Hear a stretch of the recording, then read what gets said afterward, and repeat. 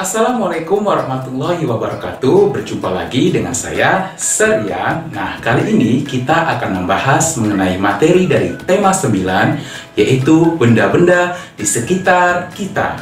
Nah, kompetensi dasar dari materi ini adalah yang pertama, mengelompokkan benda-benda dalam kehidupan sehari-hari berdasarkan komponen penyusunnya antara zat tunggal dan zat campuran. Tujuan pembelajaran kita adalah untuk mengetahui pengertian dari zat tunggal dan zat campuran. Yang kedua adalah siswa dapat membedakan serta menyebutkan contoh-contoh benda-benda yang termasuk zat tunggal dan zat campuran. Baik anak-anak Ser, sekarang perhatikan coba gambar berikut. Kira-kira apa saja yang bisa kamu temukan benda-benda di dalam gambar tersebut? Ya, benar. Benda-benda yang ada pada gambar adalah yang pertama, ada lemari, ada papan tulis, ada meja, ada bangku, ada buku-buku dan alat-alat tulis dan lain sebagainya. Nah, tahukah kamu bahwa benda-benda tersebut dapat kita kategorikan menjadi dua bagian? Tetapi sebelum kita bahas, marilah kita simak video animasi berikut. Apakah teman-teman tahu apa nama cairan ini? Ayo, katakan dengan keras. Itu air putih. Air putih. Iya benar, ini adalah air putih. Ini adalah air putih. Air putih. Apakah teman-teman tahu apa nama minuman ini? Ayo, katakan dengan keras. Itu susu. Susu. Ini adalah minuman susu. Susu. Bismillahirrahmanirrahim. Susunya enak sekali. Nah, gimana? Seru bukan film yang tadi? Nah, kira-kira dari video animasi yang ditampilkan oleh si Ella dan si Elo tadi, apa hubungan dengan materi kita yang sekarang? Kira-kira apa ya? Nah, jadi begini. Si Ella dan si Elo pada animasi pertama, mereka mengambil air putih. Kemudian, video kedua mereka mengambil minuman susu. Jadi, antara air putih dan susu, keduanya ini adalah materi. Nah, biar kalian lebih mengerti tentang materi, mari kita simak video animasi dari serial berikut ini. Halo, selamat pagi. Kita hari ini belajar tema 9, benda-benda sekitar kita. Semua benda di sekitar kita termasuk dari materi. Sama halnya dengan gambar-gambar yang telah kita sebutkan sebelumnya di awal, yaitu tentang materi. Hah? Materi? Apa ya kira-kira materi? Nah, materi adalah segala sesuatu yang menempati ruang dan mempunyai massa. Apa saja contoh dari materi? Yang pertama, air, batuan, tanah, kayu, besi, emas, baja, nikel, dan lain sebagainya. Materi-materi tersebut dikelompokkan menjadi 3 bagian. Apa ya? Oh iya, padat, cair, dan gas. Berdasarkan komposisi penyusun dari materi, maka materi kita bedakan menjadi 2. Apa saja ya kira-kira? Ada yang tahu tidak? Ya, benar sekali. Zat tunggal dan zat campuran. Mantap. Zat tunggal adalah zat murni, artinya zat tersebut memiliki materi yang sejenis. Contoh dari zat tunggal adalah air, gula, dan emas. Zat tunggal dapat berupa unsur dan senyawa. Mari kita bahas satu persatu. Let's check this out. Zat tunggal sebagai unsur.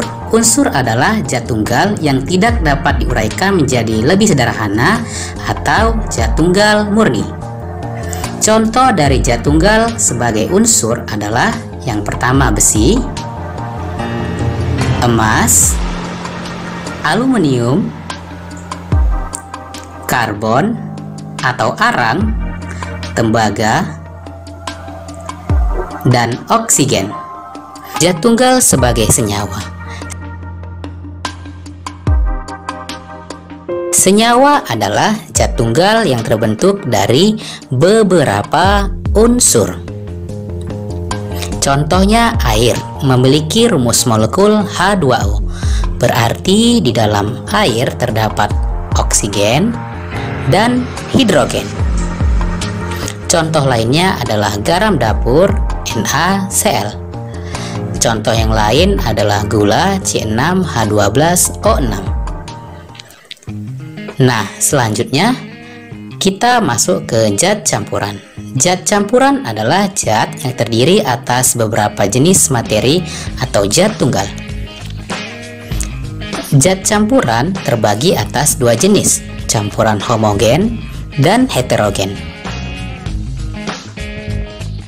Campuran homogen artinya zat penyusunnya tercampur merata atau sempurna dan penyusunnya tidak dapat kita bedakan lagi. Contoh dari campuran homogen adalah susu, teh manis, kuningan, baja, dan sirup. Yang kedua, campuran heterogen. Campuran heterogen adalah campuran yang zat penyusunnya tercampur tidak merata dan tidak dapat kita bedakan lagi. Contoh dari campuran heterogen adalah air dengan kopi, air tambahan pasir, dan tanah. Kenapa tanah? Karena di dalam tanah banyak bebatuan dan unsur lainnya. Ayo sekarang kita coba untuk mengamati dari materi berikut ini. Nah, Sir punya pertanyaan. Mengapa sirup termasuk campuran homogen ya? Ayo coba tebak. Kira-kira apa ya? Nah, perhatikan ilustrasi berikut ini. Air sirup atau es sirup memiliki dua campuran, yaitu air biasa dan sirup. Ketika kita aduk keduanya, kita gabung, terbentuklah air dan sirup. Nah, pada air sirup semuanya tercampur merata. Materi air dan sirup tidak memisah sama sekali atau terlarut sempurna. Dengan kata lain, es sirup merupakan campuran homogen. Selanjutnya, mengapa sih kopi termasuk campuran heterogen? Ada yang tahu tidak? Nah, biar kita tahu, perhatikan ilustrasi berikut ini. Kopi. Ketika kita membuat kopi, bahan apa saja yang kita butuhkan ya? Nah, ada air, bubuk kopi, dan gula. Dari ketiga bahan ini, inilah bahan-bahan untuk membuat kopi. Mari kita analisis. Let's go. Kopi kita ibaratkan seperti ini. Nah, lihat pada bagian bawah, ternyata terdapat endapan dari bubuk-bubuk kopi. Nah, berarti di dalam situ kopi merupakan campuran heterogen karena adanya endapan. Materi-materinya tidak tercampur merata dan tidak terlarut sempurna. Oke, demikian. Terima kasih 5A. Dadah, dadah, dadah. Baik, jadi kesimpulannya adalah tadi materi bisa dalam bentuk zat padat, zat cair, dan gas. Nah, materi terbagi atas dua, zat tunggal dan zat campuran. Nah, kalau zat tunggal, dia terbagi dua lagi, yaitu unsur dan senyawa. Nah, kalau dia unsur, ingat kata kuncinya zat murni cuman terdiri satu. Contohnya besi saja, Cu, aluminium, dan lain sebagainya. Artinya dia hanya satu unsur. Sedangkan senyawa dia bisa 2, 3, atau lebih. Contohnya air, H2O. Dia ada berapa? 2 unsur, H dan O. Kemudian garam dapur NaCl, Na dan Cl. Dan C6H12O6 atau glukosa ada 3, C, H, dan O. Berarti 3 unsur. Itulah kenapa katakan senyawa. Sedangkan zat campuran yaitu contohnya homogen. Salah satu jenisnya yaitu adalah larutan gula, sirup, udara, dan perunggu. Nah, kalau perunggu itu dia campuran antara timah dan tembaga. Makanya dia sejenis, artinya dia nggak memisah, saling bersatu antara udara dengan udara yang lain. Perunggu yaitu timah dengan tembaga saling menyatu keduanya. Nah, nggak ada batas antara keduanya dan mereka saling bersatu. Sedangkan heterogen dia memisah. Contohnya air kopi, air dengan pasir, dan air dengan tepung. Nah, kenapa air dengan tepung adalah heterogen? Karena nanti ketika kita aduk, kita diamkan selama 5 menit, akan kita lihat nanti di bagian bawah ada yang terpisah, yaitu ada endapan tepung-tepung sisa yang partikelnya lebih berat, sama seperti kopi, pasir. Itulah makanya dia tergolong heterogen. Jadi itulah kesimpulan kita pada pagi hari ini. Terima kasih.